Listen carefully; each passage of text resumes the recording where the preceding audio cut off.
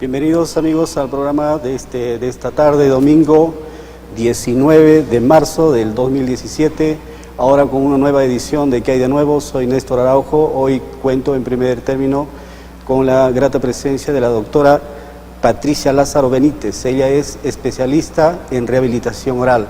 Bienvenida, doctora. Muchas gracias, buenas tardes, Néstor. Gracias por haber venido. Usted es especialista en rehabilitación oral. Cuéntenos, ¿en qué consiste esta especialidad? Bueno, básicamente la especialidad de rehabilitación oral es una rama de la odontología que se encarga de devolver al paciente no solo la estética, ¿no?, sino también la función, la forma de algunas piezas dentarias que se hayan perdido, ya sea en pacientes que han perdido una sola pieza dental o muchas piezas o quizás todas, ¿no? Las podemos devolver mediante áreas, ¿no?, como son la prótesis fija, la prótesis parcial removible, las prótesis completas, cuando no tiene ya el paciente ningún diente, también mediante prótesis sobre implantes, ¿no?, que es una nueva rama que va de la mano con la periodoncia, la implantología, y también en muchos casos hay muchos pacientes que, bueno, no saben a dónde acudir cuando hay problemas en la articulación temporomandibular, ¿no?, cuando hay dolores a nivel del oído, a veces acuden al médico, el médico los deriva al otorrino y el otorrino ve pues que no es un problema del oído, ¿no?, sino es un problema de la articulación temporomandibular, que básicamente comprende al cóndilo articular que va que pertenece a la mandíbula, el huesito del temporal y la articulación, ¿no?, que es un disco, ¿no?, que si uno, por ejemplo, tiene movimientos de apertura y cierre no adecuados, hace que este disco se desplace en una posición anterior o posterior que no es óptima para el paciente, ¿no? Entonces el médico nos lo deriva a nosotros y nosotros en la especialidad de rehabilitación oral tratamos estas patologías con tratamientos de férulas miorrelajantes, del tipo que se necesite para la patología. ¿Pero cómo hacen ustedes? ¿Hacen intervención quirúrgica? No. Primero evaluamos el caso. Si solo el caso es del desplazamiento del disco, entonces lo podemos manejar con estas férulas. Y si el disco se ha luxado, o sea, se ha movido de su posición y no ha vuelto a su posición, entonces podríamos tratar la patología hasta donde podamos. Si es que ya no se puede devolver al disco a su posición, en ese caso sí, ¿no?, tendríamos que acudir al especialista, un especialista maxilofacial, también del área de la odontología, y de la mano con él tendríamos que evaluar una posible cirugía. Personalmente a mí la palabra rehabilitación con oral me da la impresión de que es reconstrucción, claro, ¿no?, de las piezas dentales en general. Entonces estamos hablando de reconstruir, no valga la redundancia, la dentadura que está rota, de la no existente, hablando generalmente de toda la dentadura. Claro, podríamos devolver a los pacientes la dentadura que hayan perdido desde una pieza, ¿no?, como es la operatoria dental, que es hacer curaciones, hasta rehabilitar un solo diente que se haya perdido mediante la prótesis fija, y si se han perdido muchos dientes, rehabilitaríamos con una prótesis parcial removible, ¿no?, que se saca y se pone. Se saca y se pone. O si no, si el paciente, por ejemplo, está apto, tiene la cantidad adecuada de huesito, entonces se le hace exámenes auxiliares que son tomografías, evaluamos la posibilidad de colocar implantes y si es el caso que el paciente lo permita, ¿no?, y está con todas las condiciones adecuadas, se le podría colocar los implantes y sobre eso ya se rehabilita el paciente. Claro que el tiempo de tratamiento, ¿no?, sobre implantes es un poco mayor, porque hay que esperar a que el huesito pues se osteointegre con el implante. Se suelde, ¿no? Claro, ¿no? Se una el huesito, ¿no?, por así decirlo, entre 6 a 8 meses. Y después de eso ya se procede a hacer la rehabilitación de una corona sobre el implante. El implante básicamente es como si colocáramos una raíz, ¿no? En el hueso, como un tornillito de titanio que se coloca en el hueso y sobre eso va la coronita. ¿Y hay algún riesgo en el implante el hecho de soldar? ¿Hay un material específico, el aluminio me parece? El titanio. El titanio. Claro. ¿Con el hueso eso implica algún riesgo? No. Bueno, primero se evalúa, ¿no?, porque hay varias calidades de hueso, porque hay un hueso que es el tipo 1, que es un hueso muy denso, y el hueso tipo 4, que es un hueso muy poroso, que es como si fuera un triple A, ¿no? Depende y el hueso, entonces. claro, entonces Si tenemos un hueso como un triple A, entonces si nosotros colocamos un implante, a veces hay que esperar a que ese hueso, pues, por así decirlo, se suelde, mejora el implante, ¿no? Entonces el tiempo de cicatrización va a ser mayor y también las fuerzas oclusales que uno le va a dar sobre la pieza antagonista, entonces hay que evaluar todo ese caso. Si es que es un paciente, por ejemplo, que va a tener una prótesis removible arriba, la fuerza no va a ser la misma que un diente natural sobre el implante. Sí. Entonces hay que considerar todas esas situaciones para uno poder colocar el implante, ¿no? ¿Pero en ningún caso implica riesgo para el paciente? Normalmente se dice que el éxito de colocar un implante es del 98% de éxito, ¿no?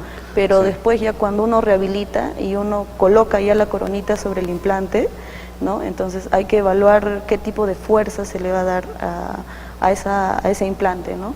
Como le indico, ¿no? O sea, ocurre el riesgo si el paciente es bruxómano, ¿no? O sea, rechina mucho los dientes, tiene mucha fuerza muscular, entonces estaría sobrecargando el implante. Entonces ahí hay que ver, pues, ¿no? Si se le va a colocar una férula, ¿no? Para que pueda relajar los músculos y no bruxa el paciente y no sobrecarga el implante. Entonces hay que dar un tratamiento adicional.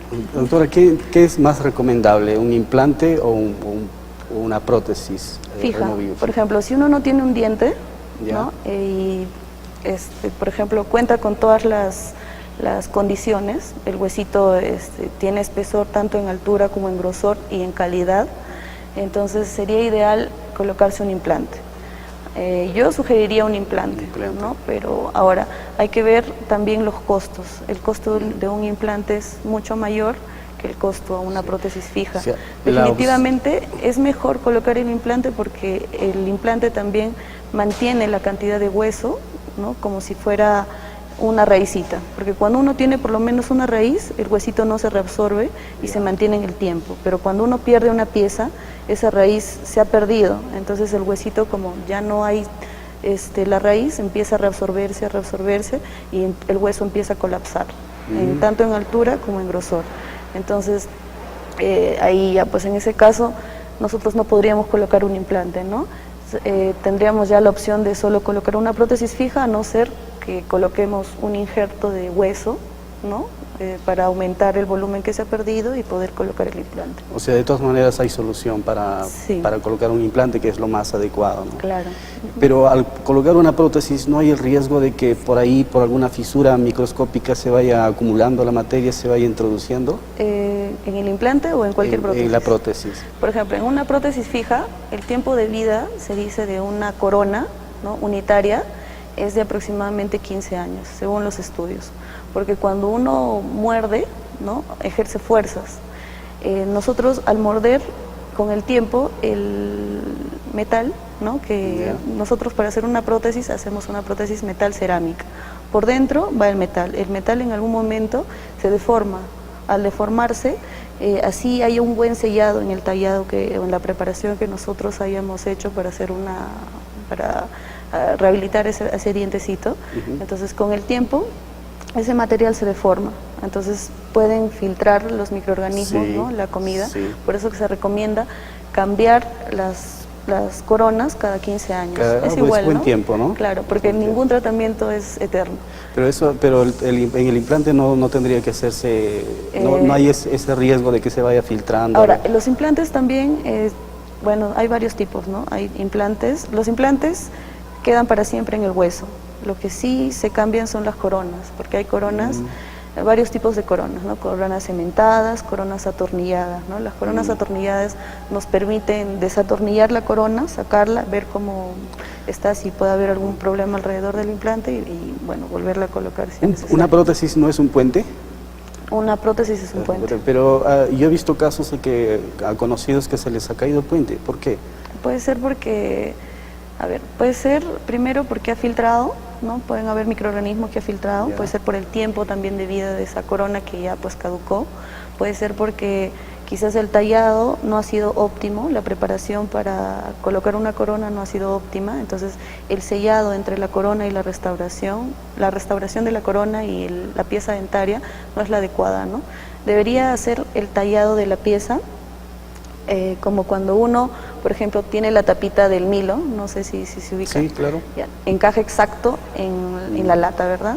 Igualito. Entonces, cuando nosotros hacemos un tallado, ¿no? Debe ser así, regular, y que la coronita encaje exacto en el dientecito, ¿no? Selle bien, porque si no sella y hay una brecha entre el diente y la restauración, va a filtrar. Y con el uso, pues, va cediendo, se va a ¿no?